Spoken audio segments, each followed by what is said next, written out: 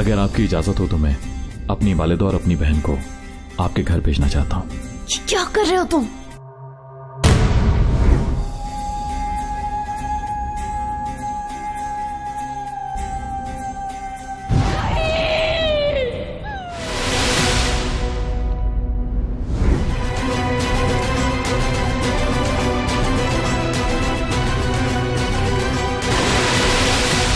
आज मैं कसम खाता हूं, ना मैं उन पे रहम खाऊंगा, ना मेरे हाथ कांपेंगे।